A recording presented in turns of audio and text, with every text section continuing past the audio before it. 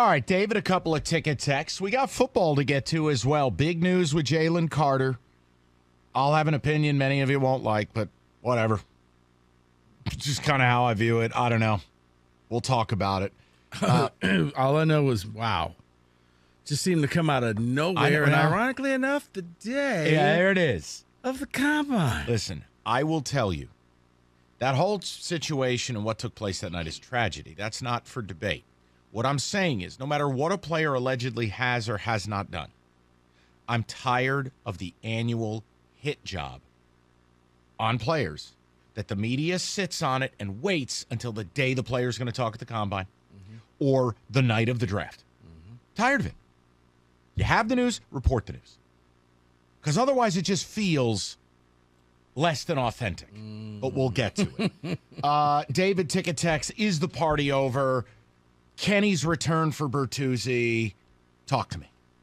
I agree that it's time to sell, and I take it a step further and wouldn't sign Larkin and trade him too. This team has no life, and nobody came ready to play Matt in East Lansing. Hold on. I need some response to that. Yeah, for a month, Dylan Larkin put you on his back.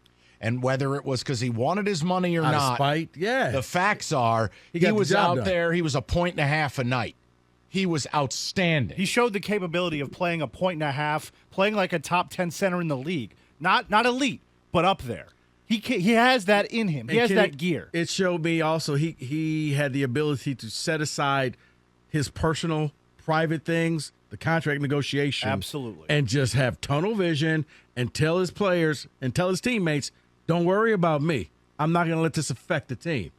As a matter of fact, count on me even more. I think he showed the value of the C on his chest. Even when he got injured for one of those games or he got kicked out in the first period, his team rallied for him. They played for him. Yeah, I'm past the point where we're dickering about the dollars, okay? Like, you guys have to begin maintaining the talent you have that you want.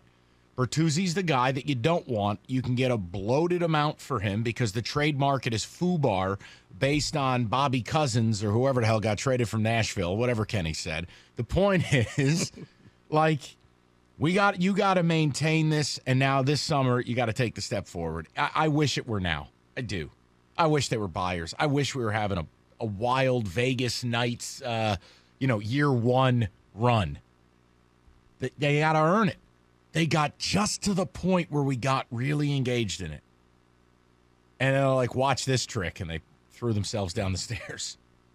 That was awful. Go ahead, David. I'm so sick of prospects. I wish Stevie Y would just re-sign these guys and then go find a free agent that he can sign that really helps them. You're not looking at it right. Not you, David. Ticket texter. Listen to me.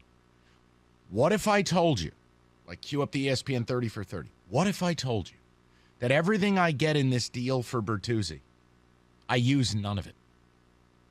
That the picks, the prospects, all of it goes right back out the door this summer to acquire somebody I want. Oh, okay. I'm like, what is... I think people there, this idea and the free agent stuff, guys, it's not 2003, okay? Detroit is not some destination, all right? So why don't we view this the right way? Go trade for your superstar. Get Stevie I as much draft capital as possible. Let Stevie Y do his thing. And I'm not using any of these prospects. I'm not using any of the people I acquire. I don't know. Am I wrong in saying that? No, you just package up all that Everything. Draft capital for somebody else. Everything. To get a season ticket player, to get the guy you need to put you over the top. Because hockey is a lot like baseball. And I don't have to be hockey elite to tell you this. It's factual. Prospects, you don't draft them and then they play next year. Like, very rarely do you trip on that and you're like, oh, I've drafted Connor McDavid, Sidney Crosby, Ovechkin, Roberto Luongo, way back in the day, Rick DiPietro. Like, hey, you got the number one pick and the guy played. Reality is 95% of prospects, it's a minimum of 3 years. If I'm speaking out of turn, Kenny, please feel free. So, not at all. I just view it like we've paid the price. We've waited. This summer, and I'll tell you now, people don't care, and I know people probably don't agree. It's the same damn thing for Troy Weaver. I have had enough. This idea, I got news here. They're not getting Wembanyama. So when you don't get Wembanyama, what are you going to do? Just be awful again next year? Pick in the top 4 again next year? F that. Let's go. You follow the Brandon Miller court case. That's going to be your pick. It's a sad reality, isn't it? And that's if you're lucky. 248-539-9797. Go to Mike, 97.1. Mikey, what's going on, buddy? Yeah, I just, talking about this whole Bertuzzi thing and trading them and whatnot, I really don't think trading Bertuzzi is the right move. I mean, logically, if we think about the way the chemistry is rolling with the first line and Larkin and whatnot and what they built over the years, you got to look at the draft. Look at who we took last year, Marco Kasper. He's probably got 2 more years before he even enters the league. If you're looking at what percentage of players make the NHL out of this whole NHL draft, I mean, if you go back to 2018, there was only 12% playing right now. 26%, excuse me. Right, but what does that have to do with trading Bertuzzi when I just got done saying I'm not drafting it? I'm not using any of these picks. I'm going to go out and make one of the boldest trades of the summer. So you're going to trade Bertuzzi in the offseason. That's what you're looking to do? No, I'm trading him now because he's leaving in the offseason.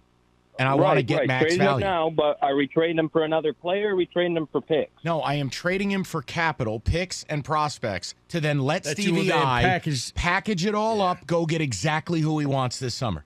Well, I mean, if we look at these free agents coming up this offseason, the big name is Pasternak, and Boston's not going to let David walk. There's no but way, I'm not talking about a free agent. Happening. I'm talking about a trade. I'm talking about finding. Right.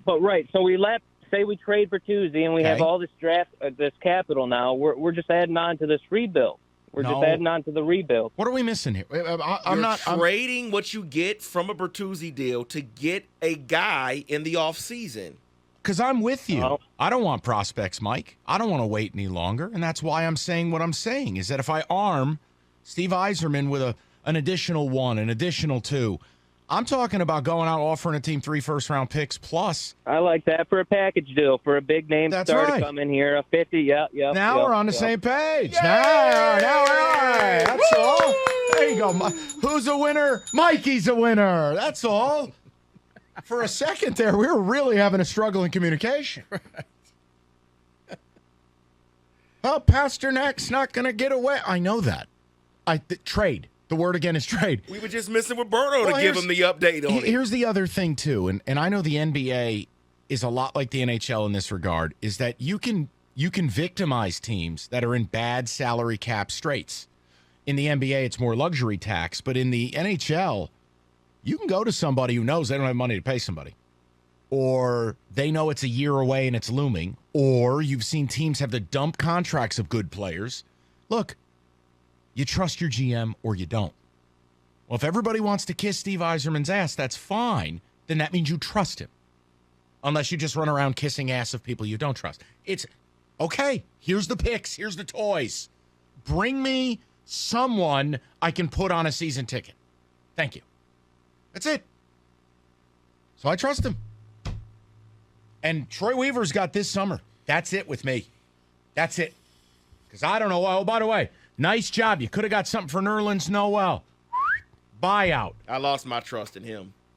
Bogdanovich, what is he doing here? I don't understand the method to his madness. Well, that's where this summer, I will allow this summer, the draft, the free agency period, the trading period. I mean, if every day was draft day, I would think he's a genius. But I know. It's like when the draft is over, it's like, well, why are we keeping this person again? He's dead to me. Okay. All right. Like this, I want to win. Right, like he keeps people about as useful as a mesh condom. Like, what are we doing here?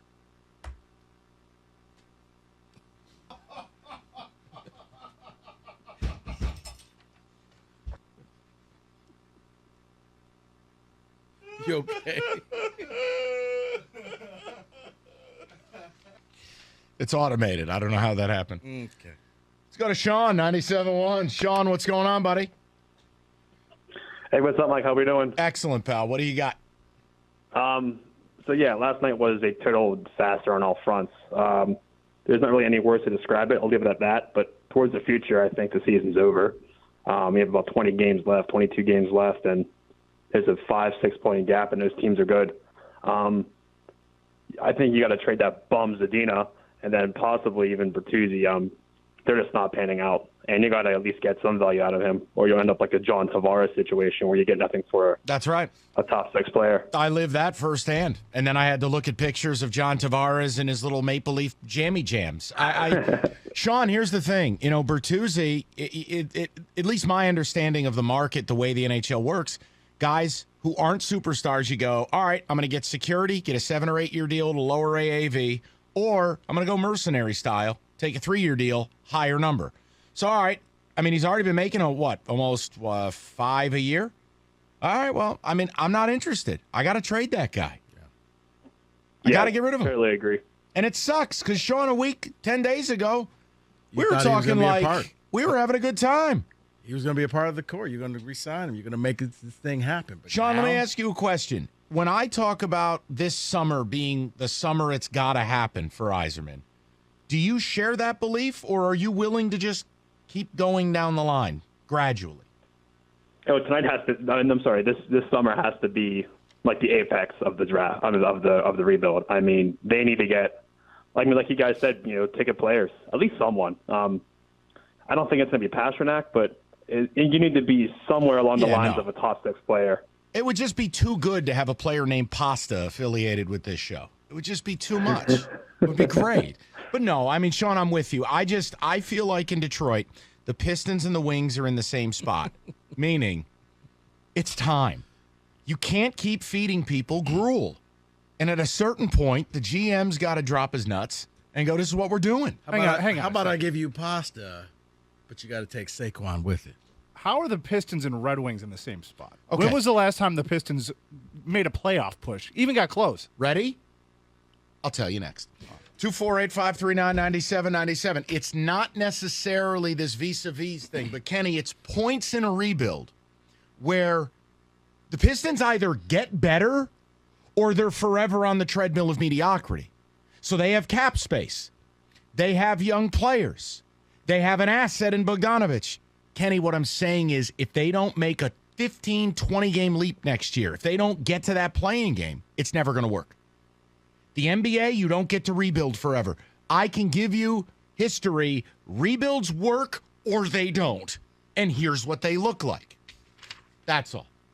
I didn't mean to insult it. No, the Wings are a better product on court, on ice, whatever. 97.1.